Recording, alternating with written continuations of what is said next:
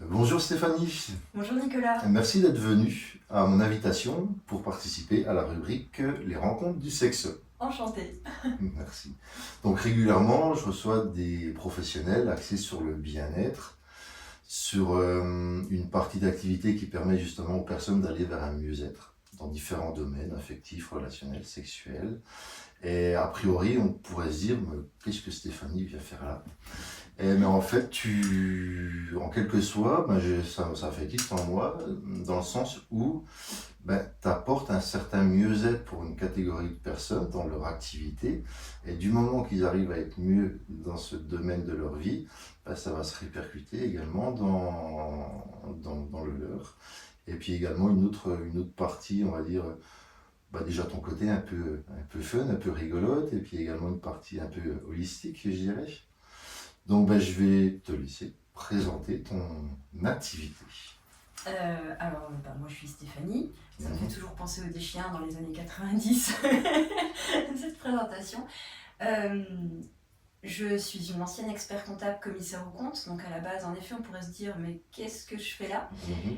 Et aujourd'hui, en fait, j'accompagne les entrepreneurs dans la gestion de leur entreprise, où je vulgarise et je rends accessible justement ce côté qui est très très loin. On peut limite parler de jargon, de clingon, enfin bref, c'est complètement nébuleux.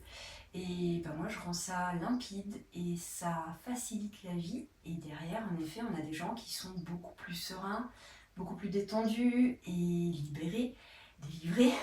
Donc ça se passe beaucoup mieux. Tant dans leur activité derrière que avec leur famille, et parce qu'ils gagnent du temps, ils gagnent tous les week-ends où potentiellement ils pourraient faire de la compta, où ils pourraient faire. Ben non, ils sont avec leur famille. Enfin bref, c'est tout un mode de pensée dans l'entrepreneuriat qui fait que en fait, on tend vers la liberté et non pas vers l'esclavage de l'entrepreneur par l'administratif, l'URSSAF, la compta et tout le cirque quoi. Le chaos administratif, on le dompte et on rend ça fluide, léger et sympa. J'ai participé à un webinaire il n'y a pas longtemps que tu as organisé. Ouais. On n'était pas vraiment sur la partie compta. Tu as d'autres accompagnements que la comptabilité pure, on va dire. Alors, pour moi, en fait, la compta, c'est un outil. Mhm. Euh, c'est comme toi, tu as tes jeux, mais c'est un outil. Ouais. C'est pas un but en soi. La compta, c'est pareil, c'est pas un but en soi. Le fait de faire le bilan, donc là, on est en début d'été, donc on vient tous de faire nos bilans, c'est super. C'est pas un but en soi. C'est un outil derrière pour pouvoir déclarer nos impôts, l'URSSAF, etc., etc. Et un outil de pilotage pour prendre des décisions, mais c'est pas clairement le but en soi. Donc c'est pour ça que j'axe pas tout sur la compta. Bien sûr que j'apprends aux personnes à savoir décoder un bilan, à pouvoir le lire et derrière l'utiliser pour prendre des bonnes décisions, mais c'est un outil, c'est juste un outil. Derrière, tu avais participé à un atelier sur la posture du chef d'entreprise, C'est ça. donc comment être carré, comment prendre ses responsabilités, comment prendre du coup posture par rapport à ses clients, ses fournisseurs, les financiers, le banquier, etc. etc. Même le fisc ou l'URSSAF, comment ne pas arriver soit en victime, soit... Oui, on est sur le défensif. c'est ça, c'est des sujets très communs avec ce que toi tu peux traiter, j'imagine, pour le coup. Et, euh, et ça fait partie du rôle de l'entrepreneur, d'avoir justement cette droiture, on va dire, c'est pas le bon terme, mais Posture, posture de. d'être bien, d'être là. C'est ça, Et puis d'être là. d'avoir sa légitimité d'être là. C'est ça, c'est ça. Et ça doit pas être un rôle subi, parce que sinon, c'est dur, mais autant repartir dans le salariat, on le vivra mieux. Si on est vraiment un entrepreneur qui tient sa posture d'entrepreneur, on va le vivre, mais tellement mieux que si on est tout. Oh, mais je suis pas sûre, je suis pas. Enfin, on en revient au rôle de victime ou de personne qui subit. Si on est passif, ça fonctionnera pas en fait. Donc, ouais, ça fait partie de mon accompagnement de prendre cette posture. Et puis ce que j'avais aimé justement dans ce webinaire, c'est toujours ce petit côté décalé que tu peux avoir, où on devait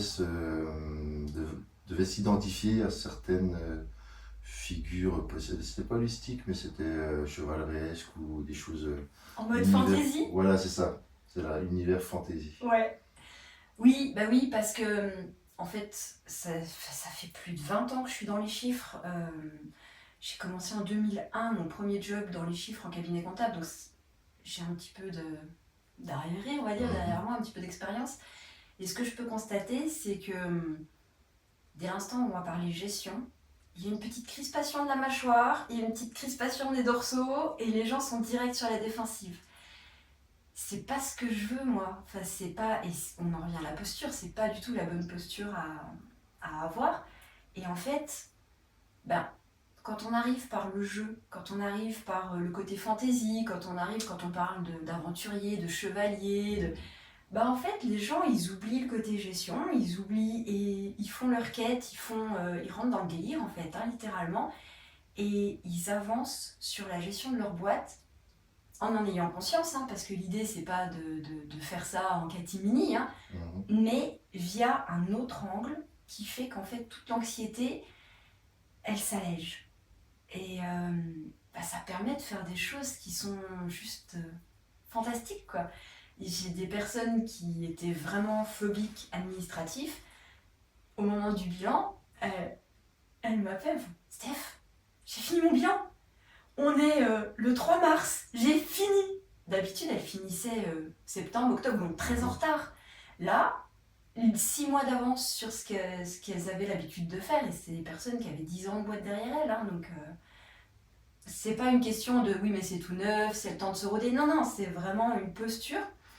Et en fait, le fait d'appréhender ça par le jeu, d'appréhender ça par un univers qui est justement en total décalage, parce qu'aucun expert comptable ne parle de fantaisie, ne parle de chevalier ou de quête, de mission héroïque.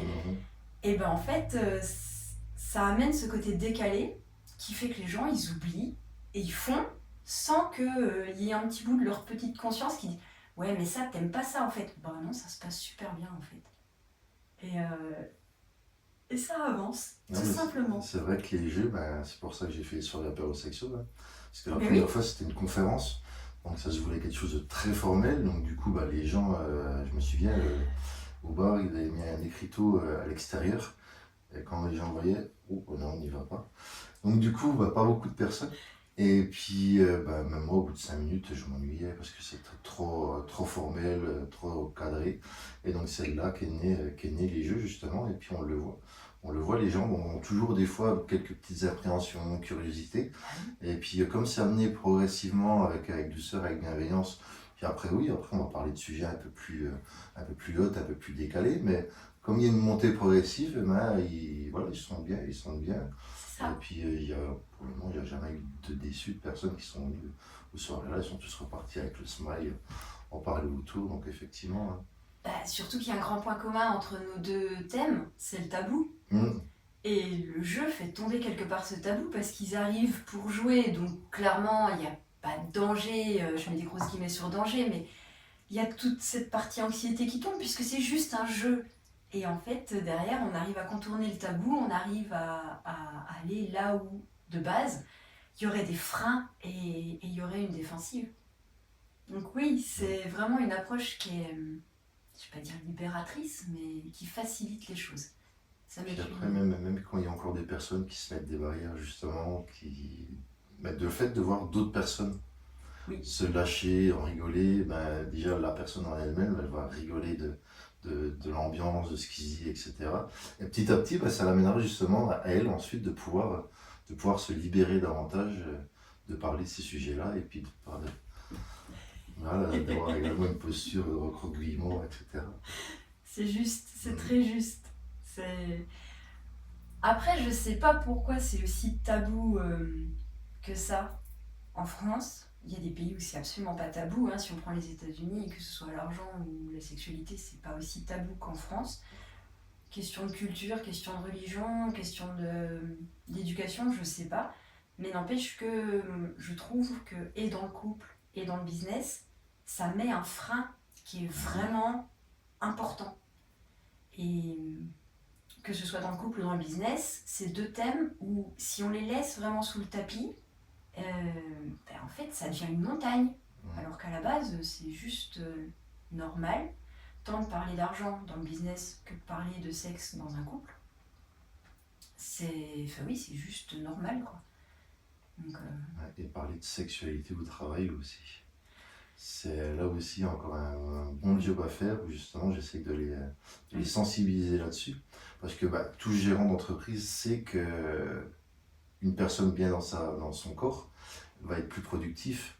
Et quand on regarde les chiffres, par exemple, dans un couple sur 4, il y en a un des deux qui n'est pas satisfait de sa vie sexuelle. Et si cette personne n'est pas satisfaite de sa vie sexuelle, ça veut dire que l'autre ne doit pas être satisfait de sa vie relationnelle et affective avec cette personne-là. Donc du coup, en sachant qu'il y a également encore pas mal de violences sexistes et sexuelles au milieu du travail, que 84% des adultères ont lieu au milieu du travail. Donc, ah oui. Ah ouais. En fait, quand tu te retrouves souvent en contact avec quelqu'un, ah bah oui, tu il y a crées du des liens. lien, et puis s'il suffit que cette personne te regarde différemment que ton ou ta partenaire, où justement il y a une problématique dans le couple, mais qui n'a pas été abordée, qui est mise sous le tapis, comme tu disais, le fait que quelqu'un nous regarde avec des gros yeux, tout émerveillé, c'est sûr, intéressé, c'est sûr que voilà, ça peut amener à ça. Après, en soi, c'est pas non plus la fin du couple. Tout dépend du passif, si les deux sont prêts à aller de l'avant, etc. Et puis il y a encore un sujet qu'on pourrait développer longtemps là-dessus. Tout comme le fait de faire faillite n'est pas la fin de l'entrepreneuriat. C'est pas parce qu'on a raté une boîte qu'on ne peut plus jamais en avoir de sa vie ou qu'on ne peut pas être indépendant. Oui, c'est juste une expérience.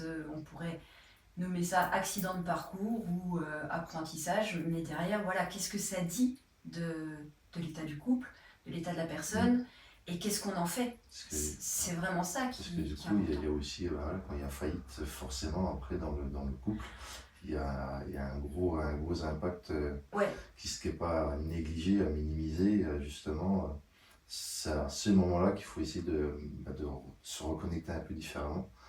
J'ai un paquet de clients qui du coup ont divorcé après leur faillite. En règle générale, alors c'est pas une règle générale, mais ça impacte le couple méchamment. Mon père a fait faillite quand j'étais gamine, ça n'a pas impacté le couple de mes parents en mode divorce ou quoi que ce soit. Par contre, l'ambiance à la maison était beaucoup moins sympa, beaucoup moins fun. Moi j'étais petite, donc du coup j'ai pas de... Puis bon, la sexualité des parents c'est tabou, donc voilà, je ne sais pas. Mais clairement, beaucoup moins de rire, beaucoup moins de moments complices, beaucoup moins de... Et c'était avec l'ensemble de la famille, donc ça impacte réellement le cadre familial et le cadre du couple. Les enfants sont des éponges aussi, donc ils ressentent même si c'est pas dit. Mais c'est pas pour rien que j'ai la carrière que j'ai, quoi.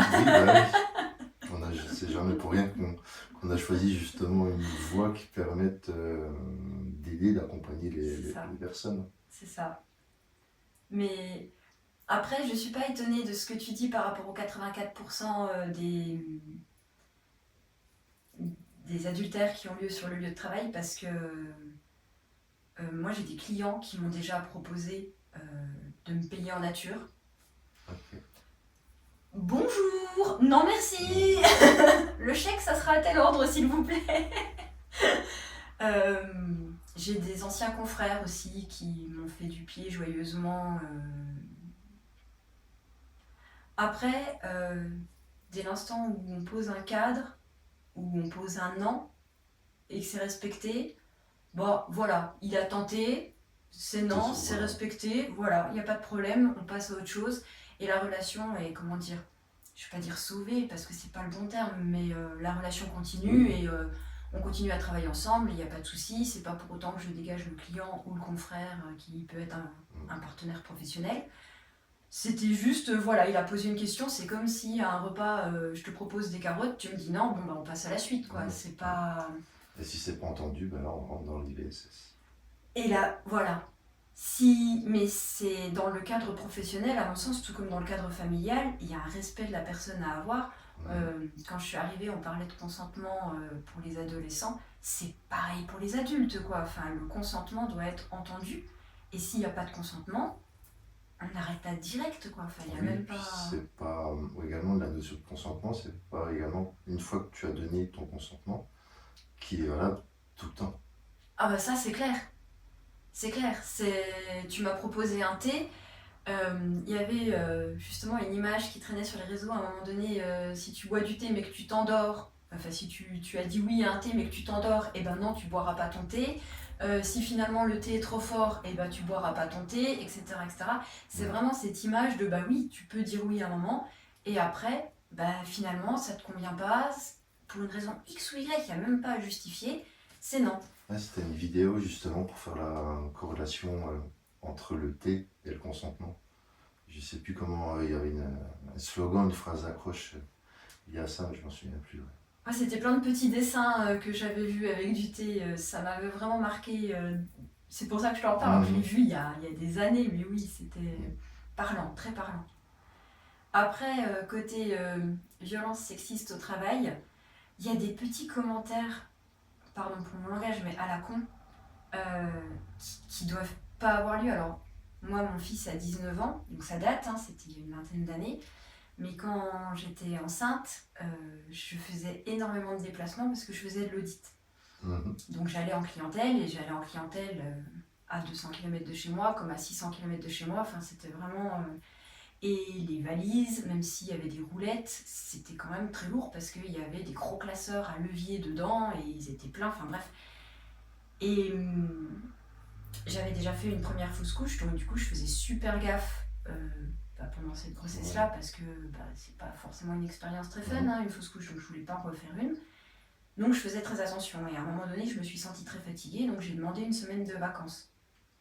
Ce qui, a posteriori, j'aurais pu tout simplement me mettre en maladie, mais c'était pas dans ma Mhm. philosophie. Enfin voilà, donc j'ai demandé une semaine de vacances et j'ai expliqué à mon patron de l'époque pourquoi, en lui expliquant que j'étais enceinte, donc j'étais à la fin du premier trimestre.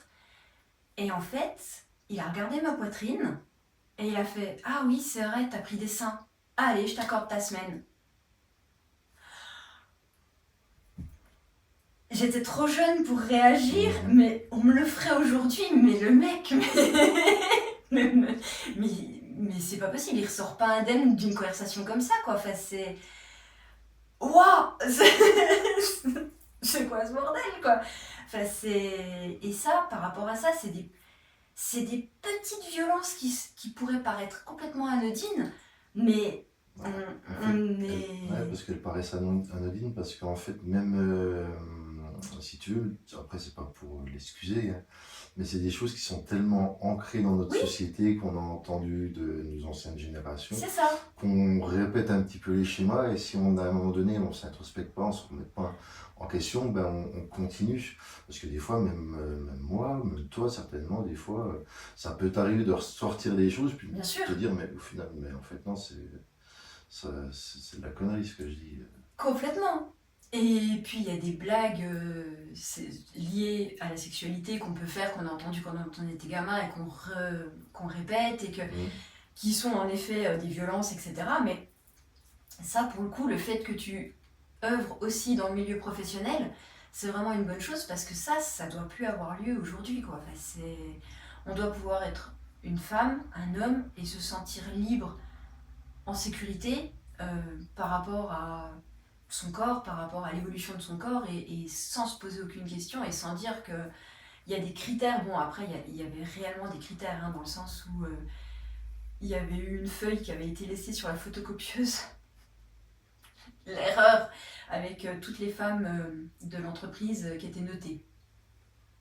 Ah oui. Donc on était vraiment dans un environnement qui n'était pas tout à fait sain. Mm. Donc, mais ce genre de choses, c'est pas...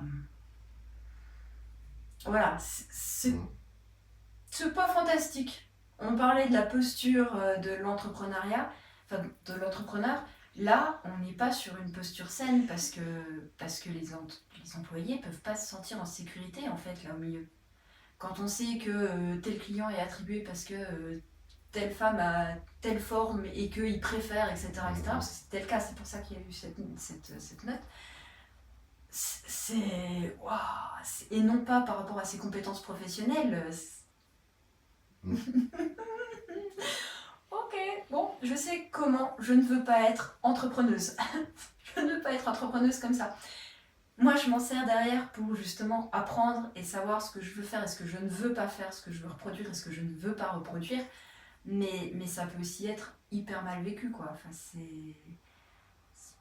Par rapport à ça, le fait d'œuvrer dans l'entrepreneuriat et dans l'entreprise avec justement ce que tu dis, les violences sexuelles et sexistes, qu'importe l'ordre dans lequel on le met, c'est vraiment important.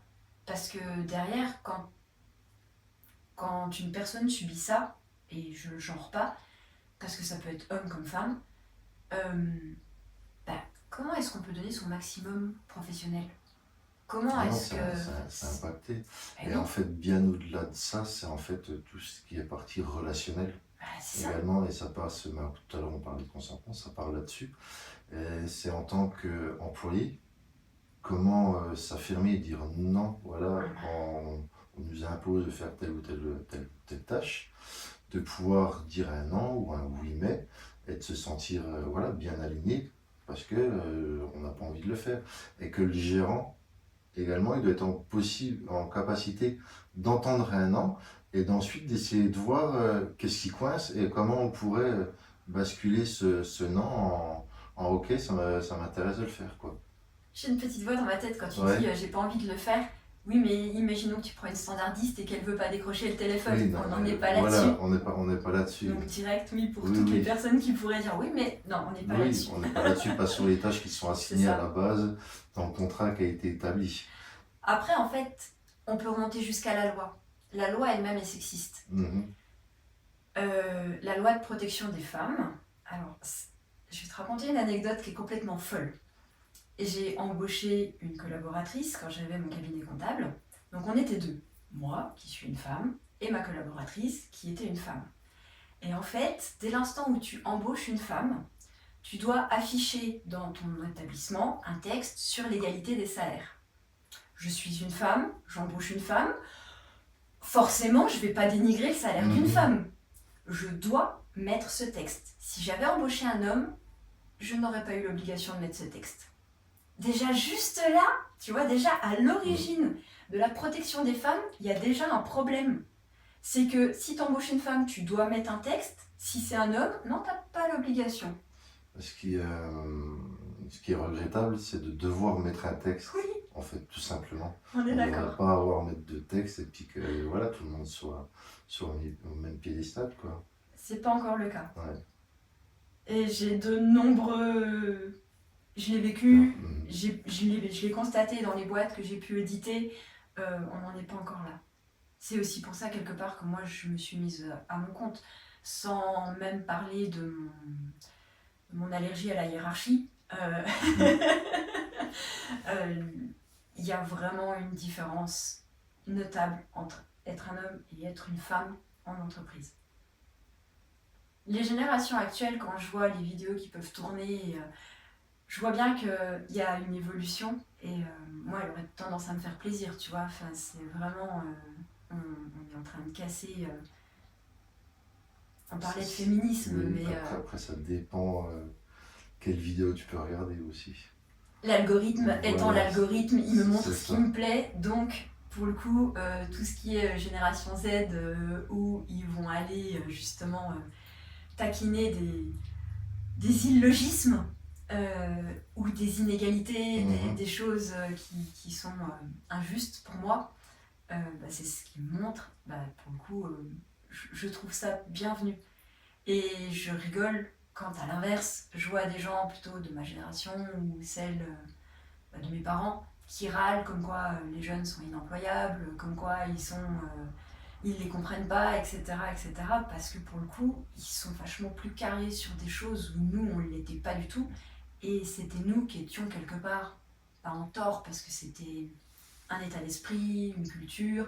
Donc on a vécu avec ce qu'on avait à l'époque, et ça posait pas de soucis, ça posait des gros problèmes, mais on ne le voyait pas. Et eux disent non à des choses nous, on a acceptées. Et tu vois, si je reviens à la sexualité, c'est comme à un moment donné où il y avait le devoir conjugal. Aujourd'hui, il n'y a plus le devoir conjugal. Alors, pour certains, c'est une ineptie, et c'est dans ce cas-là, pourquoi se marier? Et dans ce cas-là, bah oui, mais si c'est un devoir, c'est qu'il y a déjà un problème dans ton couple, quoi.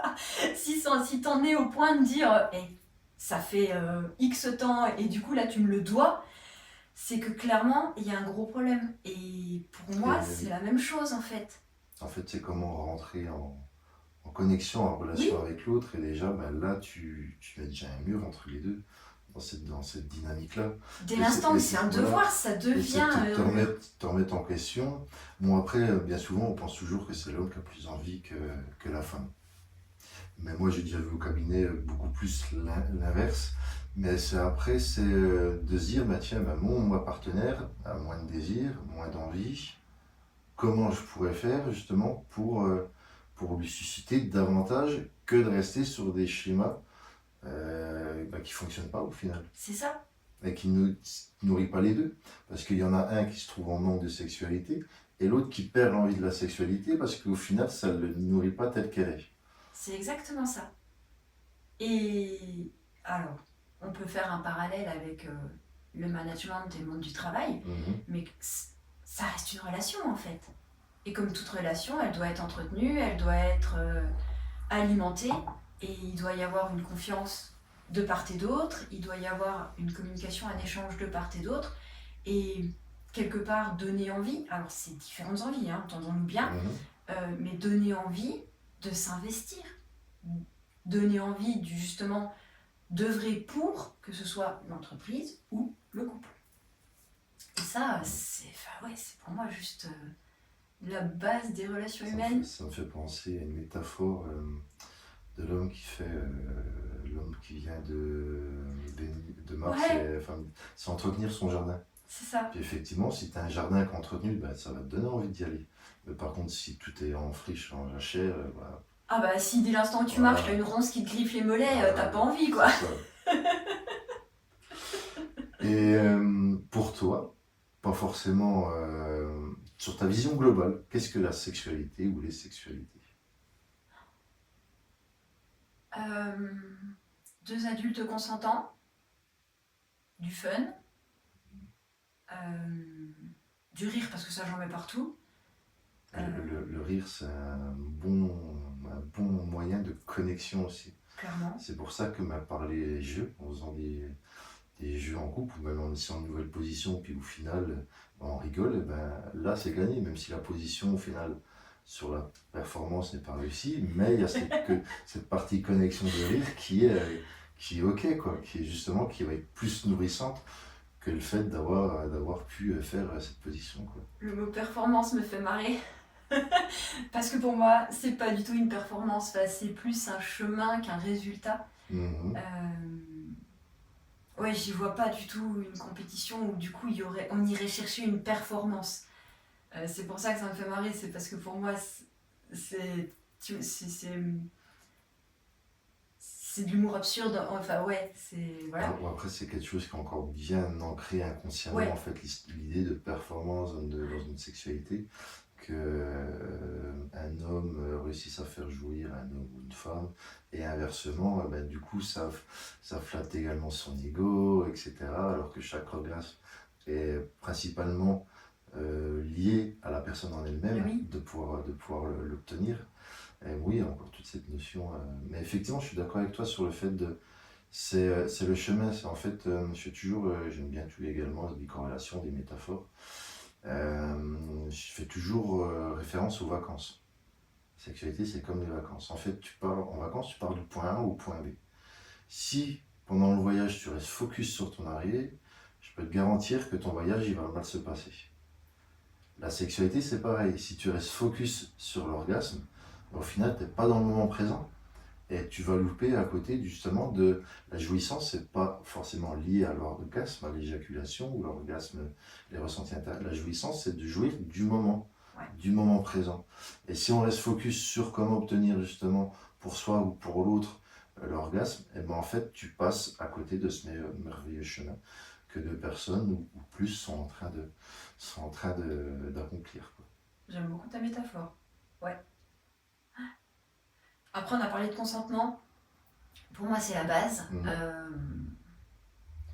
Pendant des années, je me suis rendu compte, après, avec la maturité, avec les discussions entre copines, enfin voilà, parce que pour le coup, j'ai des copines avec qui on discute beaucoup de sexualité, que mine de rien, malgré le fait qu'il n'y avait pas d'obligation dans le couple, quelque part on s'en imposait une. Ce qu'on appelle la dette sexuelle. Ouais, et ça je me suis rendu compte que je me l'imposais parce que aucun de mes partenaires ne m'a jamais rien fait sentir, mais c'était moi et moi-même, entendons-nous bien.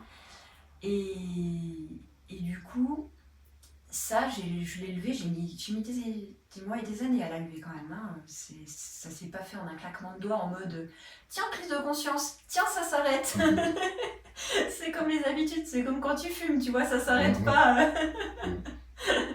C'est des habitudes, clairement, voilà.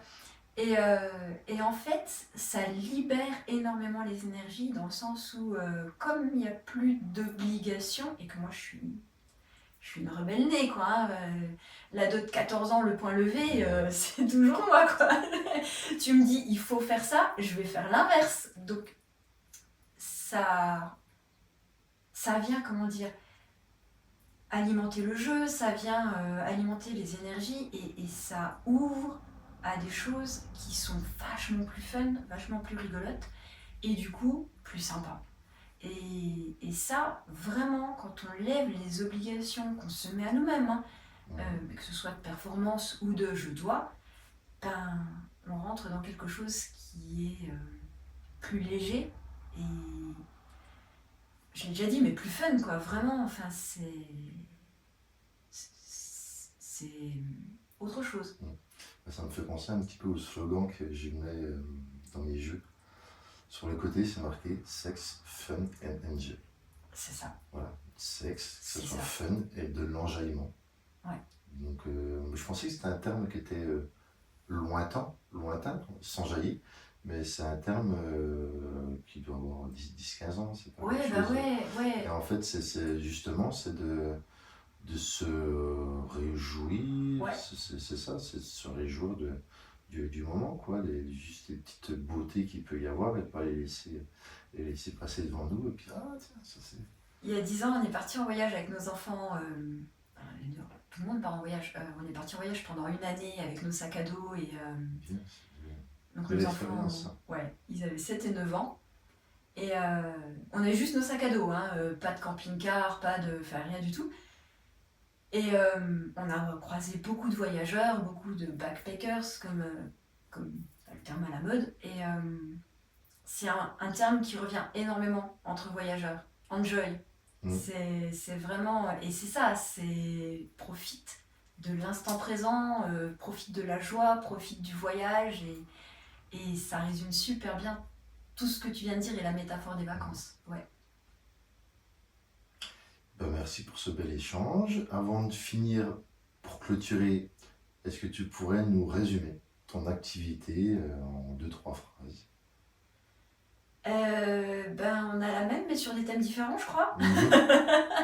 Moi aussi, je remets de la joie dans l'entrepreneuriat via le fait de rendre accessible la gestion, via le fait de démystifier les chiffres et de rendre ça joyeux, léger, sympa. Et en passant par le jeu, en passant par l'humour, en passant par la légèreté.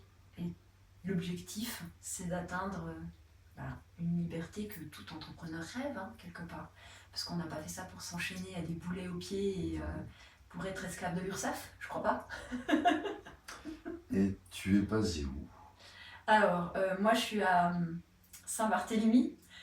À chaque fois, ça me fait marrer quand je dis ça parce que donc, j'ai 46 ans et quand j'étais ado, il y avait une émission qui passait à la télévision animée par Nagui qui était N'oubliez pas votre brosse à dents. Et Ouais, ça me dit que tu fais quand tu gagnais, tu gagnais un beau voyage à Saint-Barth. à Saint-Barth, et quand tu perdais, tu gagnais un voyage à Saint-Barthélemy, mais en Haute-Saône, au fin fond de la France, au milieu de la Franche-Comté, on va dire. Et du coup, moi, voilà, je suis dans les sapins et non pas Donc c'est du côté de Lure. du côté de Lure, en Haute-Saône, en Franche-Comté, à l'est de la France. Et je travaille principalement en dématérialisé, donc sur Internet, via Zoom, via des vidéoconférences. Et du coup, on peut trouver comment? T'as un site internet? J'ai un site internet, la3dimension.fr, et on me trouve sur les réseaux, que ce soit Facebook ou LinkedIn, assez facilement. Ok. Et donc, tu proposes également des webinaires. Je propose des webinaires, j'en fais très régulièrement, on va dire quasiment un par mois. Je propose des challenges pour faire son business plan, ce que j'appelle une carte au trésor. Effectivement, ça donne plus envie de la faire. Tout de suite, t'as plus envie d'avoir un trésor que ton business plan. Tu te dis tout de suite, t'as un truc en 25 pages avec 5000 tableaux Excel, t'as pas envie. Je travaille ça sous forme, comme le jeu, fiche personnage, voilà, t'es dans un jeu de rôle et tu avances, tu mènes ta quête, voilà, c'est un peu décalé, désaxé, mais c'est tellement efficace que j'ai un témoignage d'une participante qui m'a dit, mais punaise, j'ai fait en un atelier ce que j'arrivais pas à faire en 6 mois à la BGE. Donc c'est vraiment... On passe au-delà des freins, des blocages et des croyances limitantes de tu seras jamais bon en maths parce que Madame Michou en 4e elle te l'a dit. Ben non, ça vole parce qu'en fait c'est pas les maths, c'est pas les chiffres, c'est un jeu. Donc voilà. Donc peu importe que tu sois à l'autre bout de la France ou que tu sois à 5 minutes de chez moi, on peut travailler ensemble. Je mettrai les liens dans la description du vidéo. Avec plaisir. Et pourquoi 3e dimension? La 3e dimension, parce que le business, on est multicasquette, on doit produire, donc ça c'est ton art, c'est ce que tu fais, c'est l'accompagnement des gens, ça peut être de l'artisanat, ça peut être peu importe, c'est ce que tu fais, c'est la production, donc c'est la première dimension. La 2e dimension, c'est vendre ce que tu fais, communiquer. Ce qu'on fait là, par tes vidéos, tu communiques quelque part sur ce que tu fais, sur toi. Donc ça, c'est la 2e dimension. Et la 3e dimension, c'est la gestion. Si tu gères pas, c'est comme une passoire, il restera rien. Eh ben, très bien, on va rester sur ce mot de fin de passoire. Merci encore d'être venu. C'était un plaisir, et merci. puis à très bientôt, Stéphanie. À bientôt, merci à toi.